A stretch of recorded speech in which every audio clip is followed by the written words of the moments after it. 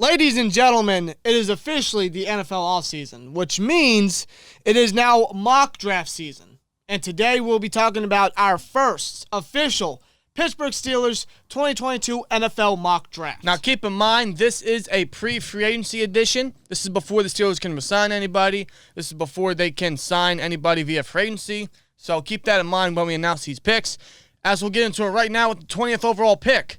The Pittsburgh Steelers select Tyler Linderbaum, center out of Iowa. Now, you guys already knew this one.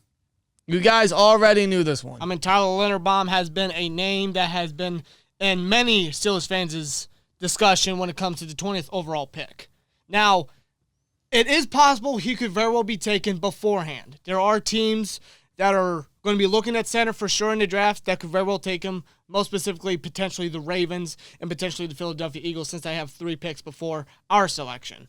But Linderbaum could very well still be available at 20, depending on what happens in free agency and who gets taken in the draft, because the NFL draft is unpredictable. It's just rare to see a center go so early. I know that there's going to be teams that are going to need a center, but although Linderbaum is a generational talent, I just don't see a guy like him being taken just because of the position. Not because of the talent, just because of the position. But Tyler Linderbaum, man, this guy has so much talent at center. The guy is a pure center, to which the Steelers are obviously missing. They have a huge hole at center, to which last year they drafted Kendrick Green in the 3rd round to experiment him at center since he was a guard out of Illinois, and that did not work out. And I don't think it will ever work out. No. Thus, the Steelers are going to have to focus on center, a pure center, a true center. It's bad enough they passed on Creed Humphrey, and I love Najee. I love Muth. I really do, but passing on Creed is really hurting. If Linderbaum's there at 20, it's damn near impossible to pass on a guy like Linderbaum when center's a heavy need, and this guy is a generational talent. This guy has it all. You know, he may be a little undersized in people's eyes, 6'3", a little under 300, but the dude can move. He can move. He can block. He's aggressive. He plays through the whistle. He's got everything, man. The guy's got a motor. His run blocking is absolutely fantastic. His pass blocking is very good at the same time. Linderbaum would be a excellent and great, and I think a no-brainer for the Pittsburgh Steelers at number 20 for the draft. I would hope so. Linderbaum is a great talent, and he's a guy that's been on the Steelers fans' radar for a long time. If he's there at 20, really hard to pass on the guy. In the 2nd round, the Pittsburgh Steelers select Christian Harris, linebacker out of Alabama. 2nd straight year we go Harris from Alabama. Why not, right? Why the hell not? Go one on offense and go one on defense, especially with linebacker, to which that position is a big question mark in me and Danny's eyes. And I'm sure a lot of Steelers fans' eyes as well. Well, Schobert will most likely be a cap casualty, and we have no one opposite of Bush.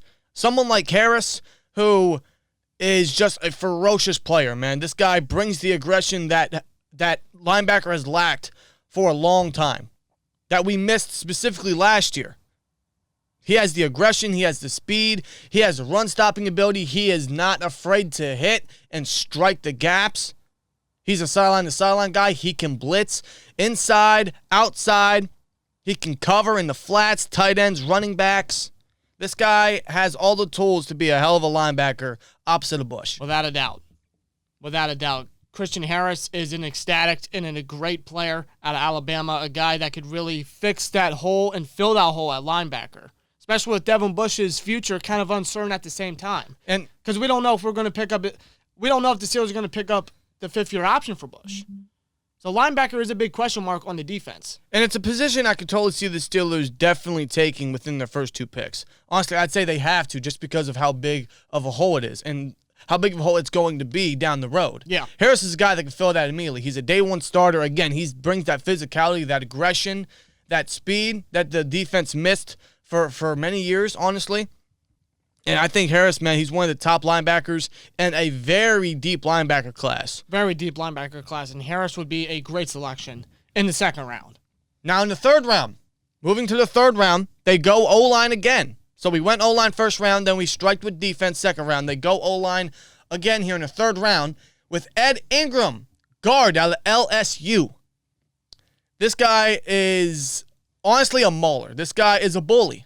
Whenever you watch this guy's tape, you see a monster, you see a bully, you see an aggressive blocker that you really want in when you're trying to build the offensive line. You see a guy that's got a big mean streak to him, a guy that is very good at guard on the offensive line, a guy that's got a lot of potential and a lot of talent. And I think someone that could definitely build his way up to potentially being an early starter in his NFL career. Yeah, because one of the best parts about Ingram is he has position versatility. He can play left or right guard. So wherever they want to keep Dotson down the road, they can have Ingram play the opposite position, which is a great thing. He has position versatility to fit whatever's going to happen with the O-line, or God forbid any injuries were to go down. So he has that position versatility, and he would come in and compete with a guy like Kendrick Green for the guard position opposite of Dotson, or he could come in and compete with a veteran if we were to sign someone. Right. So this guy has the tools to be an immediate starter, but compete at the same time, and has a motor to him. And one of the main issues with him, though, is he had a slight off-field issue that suspended him for the 2018 season. Yeah. Which would have been his, if I'm correct, his freshman year. It would have been his redshirt year. 2019 turned out to be his redshirt year. But unfortunately, due to the off-field issues, that's a little bit of a concern. But so far, he's been clean with that ever since that opened up a few years prior. Right. But after the Burrow era was over, after they all transitioned to the NFL, Ingram was one of the guys that remained and returned to LSU and remained an anchor on an offensive line. So I think Ingram in the third round could be a nice fix and help build the offensive line, bring that aggression back to what has been missed on this O-line. Now, in the fourth round, we get a fourth-round comp pick because of Bud Dupree. Thanks to Bud. Fourth-round pick. The Pittsburgh Steelers go offensive line again with Max Mitchell, offensive tackle out of Louisiana, the Raging Cajuns. Now, Max Mitchell, this guy actually reminds me a bit of Dan Moore in a way, which is kind of funny because Dan Moore was selected in the fourth round last year. Right. And Dan Moore was actually supposed to be an experiment developmental tackle, a swing tackle that he was supposed to be initially, because we had Chuck Okorafor at left tackle, and Banner was supposed to be the immediate starter at right tackle, but Banner never recovered. So we obviously had to put Chucks back at right tackle since he had the experience there, and we basically we had to rush Dan Moore's development early. Yeah, at so left tackle. He was forced to be an immediate starter all of last year. Now with Max Mitchell in the fourth round, I don't think that's going to be the same case for him, because maybe we do bring in a veteran right tackle or offensive tackle in free agency. I think that's what could help Max Mitchell, because he can start off as depth and work his way up the depth chart and potentially be an NFL starter soon in his career. Right, but he would start as a swing guy because he also has that position versatility. He can play left or right tackle. There's been many games he's had to switch back and forth between left and right, sometimes in the same series, and has held his own. This guy has a really good ceiling, in my opinion. He could come in, be a nice developmental piece, start as a swing guy, and hopefully be built up to take over the right tackle position, because I think that's where he's best, is right tackle. Mm-hmm. But he'd come in initially to be a nice swing guy and start as a nice depth piece and be a nice developmental guy for the future. Absolutely. In the sixth round, the Pittsburgh Steelers select Reed Blankenship, safety, out of Middle Tennessee. Safety depth. Now, we get a sixth-round pick. We do put a sixth-round pick in here because, remember, we traded Melvin Ingram to the Chiefs for the sixth-round pick. So that should count for this upcoming year. I believe so. That's why we put a sixth-round pick in here. Yeah. And with that pick, we go Reed Blankenship, safety out of Middle Tennessee, a guy that can come in, be safety depth, which if you look at the free agency list right now, we don't have any backup safeties unless we sign a few guys, which I'm anticipating still. But we don't really have much safety depth as of right now. But he would come in, not only play as safety depth, he could get his feet wet in special teams, but also see time in dime formations as a sub-package guy, opposite of Trey Norwood. Right. Because Reed Blankenship, he's not a bad player whatsoever. He can easily start off his depth in special teams. The thing that I do like about Reed Blankenship, he's got a motor to him.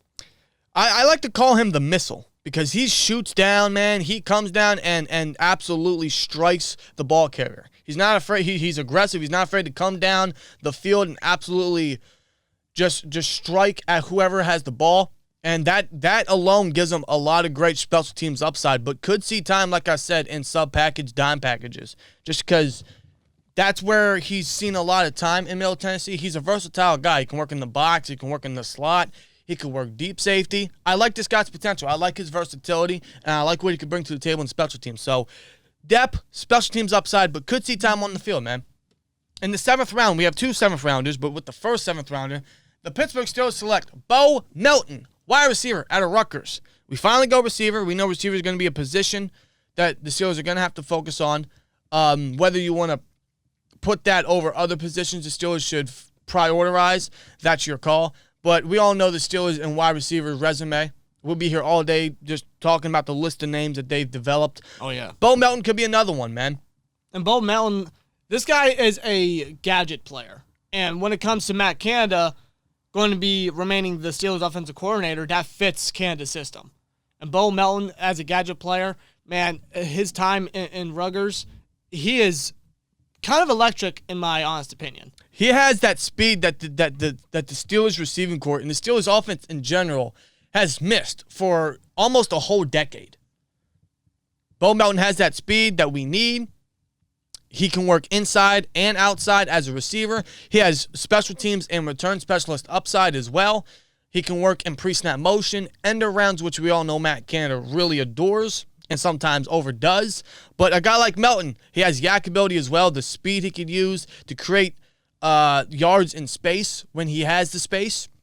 I like Melton's upside here, man. He could be a nice depth guy to start and kind of work with Ray in the offense as a slot guy and end arounds in special teams and as a return specialist. Yeah. But he has the speed specifically that the Steelers have missed for so long. The depth, the speed, the versatility. Bo Melton, has some good upside to him. A lot of upside to him, actually, in my honest opinion. It could be another late round steal for the Steelers when it comes to wide receivers. Potentially. Now, with the last pick in this mock, the second 7th rounder, the Pittsburgh Steelers select Connor Hayward, tight end / fullback out of Michigan State. I mean, Connor Hayward, obviously Cameron Hayward's brother. I mean, if you ask me, I think it's a no-brainer that this guy's going to be a Pittsburgh Steeler. Like, especially if he's still there and with one of our 7th round selections, I think we could easily just draft him right there and then. Like I know he could potentially go undrafted and the Steelers could easily grab him up, but that's not always guaranteed because he could sign somewhere else. Now, if the Steelers were to give him a contract offer, if he were to go undrafted, I guarantee you he would pick the Steelers. But just to ensure that he would be in the black and gold, because the Steelers love their bloodlines. They love bringing in siblings. They've done it with the Evans brothers. They've done it with the Watt brothers. They've done it with the Davis twins. I mean, they've done it with so many players before. Yeah, they have. And Connor Hayward would just be another, and they would secure Hayward by drafting him in the 7th round. But also, he would be depth at tight end. Now, I know he's a little undersized for a tight end. He's only 6 foot. So he's very undersized at tight end. But don't let that fool you because he plays a lot bigger than what his size shows. Like, this dude can absolutely make plays with the ball in his hands. But because he also sees time as a fullback, he would also work in special teams. And maybe rotate with Derek Watt in the offense if we were to ever use a fullback. Maybe. So I like what we can use with Hayward because I think with Connor Hayward, there's a role at the next level. There's a role for him in an offense on a team, and I think we could bring the most out of that. As a tight end, as a fullback, as a special teams guy, we get the ball in his hands, use him in goal line situations. So I like what we could do with Hayward if he were to become a Pittsburgh Steeler. But he could be tight end depth. He could swap reps with Watt, but also bring extra special teams upside to the team. For sure. But that is our mock, man. That is our mock. Quick rundown. 1st round, Tyler Linderbaum. 2nd round, Christian Harris. 3rd round, Ed Ingram.